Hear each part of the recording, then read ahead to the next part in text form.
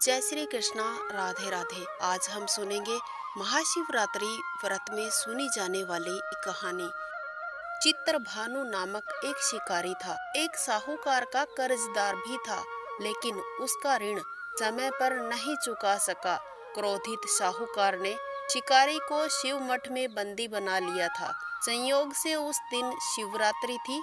शिकारी ध्यान मगन होकर शिव पार्वती की धार्मिक बातें सुनता रहा और चतुर्दशी को उसने शिवरात्रि व्रत की कथा भी सुनी थी। साहूकार ने उसे अपने पास बुलाया और ऋण चुकाने के विषय में बात की। शिकारी अगले दिन सारा कर्ज ऋण लौटा देने का वचन देकर बंधन से मुक्त हो गया, छूट गया। अपनी दिनचर्या की भांति वह जंगल में शिकार के लिए निकला, लेकिन दिन भर बंदी गृह में रहने के कारण भूख प्यास से व्याकुल था। शिकार खोजता हुआ वह बहुत दूर निकल गया। जब अंधेरा हो गया तो उसने विचार किया कि आज की रात जंगल में ही बितानी पड़ेगी। वह एक तालाब के किनारे बेल के पेड़ पर चढ़कर रात बिताने लगा। बेल पत्र के पेड़ के नीचे एक शिवलिंग भी था, जो बेल पत्र से ढका हुआ था। इस बात का शिकारी को कुछ पता नहीं था। आराम करने के लिए उसने बेलपत्र की कुछ पत्तियां तोड़ी। इस प्रक्रिया में बेलपत्र की पत्तियां शिवलिंग पर जा गिरी। शिकारी भूखा प्यासा उसी स्थान पर बैठा रहा। इस प्रकार शिकारी का व्रत हो गया। तभी एक गर्भवती हिरनी तालाब पर पानी पीने के लिए आई। हिरनी को शिकारी ने जाने नहीं दिया। शिकारी ने धनुष पर तीर चढ़ाकर हिरनी को मारने की कोशिश की। जैसे ही कोशिश की वैसे ही हिरनी बोली, मैं गर्भ से हूँ, मैं अपने बच्चे को जन्म देकर तुम्हारे पास लौट आऊंगी, तब तुम मेरा शिकार कर लेना। शिकारी ने तीर वापस लिया और हिरनी को वहां से जाने दिया। शिकारी के तीर से कुछ बेल पत्र के पत्ते टूटकर शिवलिंग पर जा गिरे। इस प्रकार से शिकारी की प्रथम प्रहर की पूजा पूर्ण हो गई। कुछ देर बाद एक और हिरनी उधर से निकल रही थी।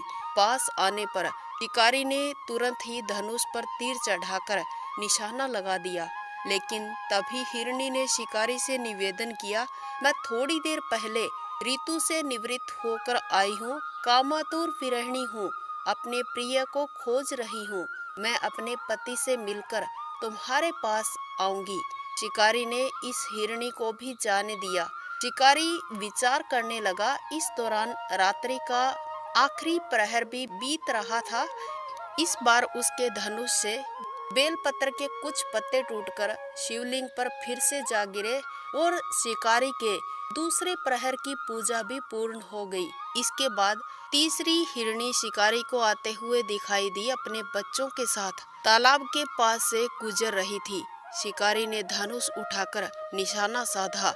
शिकारी तीर छोड़ने ही वाला था कि हिरनी बोली, मैं इन बच्चों को इनके पिता को सौंपकर वापिस आपके पास लौटकर जरूर आऊंगी, मुझे अभी जाने दो। शिकारी ने ऐसा करने से इनकार कर दिया और बताया कि दो हिरनी आपसे पहले मुझसे वादा करके जा चुकी है। हिरनी ने कहा, शिकारी मेरा विश्वास कीजिए, मैं आपको वापिस आने का वचन देती हूँ। हिरनी ने जब ऐसा बोला तो शिकारी को हिरनी पर दया आ गई।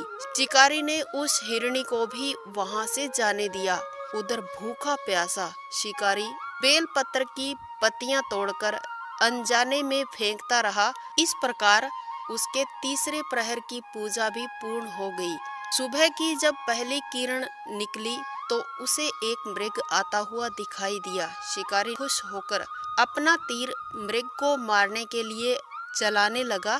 मृग ने दुखी होकर शिकारी से कहा, तुमने मुझसे पूर्व आने वाली 3 हिरनियों और बच्चों को मार डाला है, तो मुझे भी मार दो। देर न करो, क्योंकि मैं उनका दुख सहन नहीं कर सकता हूँ। मैं उन हिरनियों का पति हूँ। यदि तुमने उन्हें जीवन दान दिया है तो मुझे भी छोड़ दो। मैं अपने परिवार से मिलकर जल्द ही वापिस आऊंगा। शिकारी ने उसे भी जाने दिया। अब सूर्य पूरी तरह से निकल आया था और सुबह भी हो चुकी थी।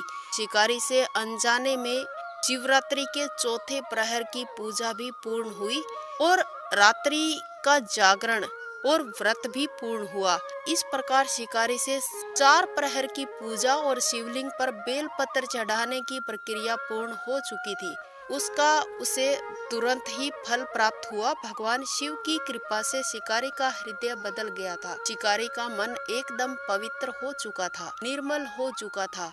कुछ देर बाद शिकारी के सामने संपूर्ण मृग परिवार मौजूद था ताकि शिकारी उसका शिकार कर सके, लेकिन शिकारी ने ऐसा नहीं किया, सभी को वहां से जाने दिया। महाशिवरात्रि के दिन शिकारी द्वारा पूजन की विधि पूर्ण करने के कारण उसे मोक्ष प्राप्त हुआ। शिकारी की मृत्यु होने पर यमदूत उसे लेने आए तो शिवगणों ने उन्हें वापस भेज दिया। शिवगण शिकारी को लेकर शिवलोक आ गए। भगवान शिव की कृपा से ही अपने इस जन्म में राजा चित्रभानु स्वयं पिछले जन्मों को याद रख पाए और महाशिवरात्रि के महत्व को जानकर उसका अगले जन्म में भी पालन कर पाए। इसके लिए महादेव जी ने उसे वरदान दिया। वंदे मातरम। जय श्री कृष्णा।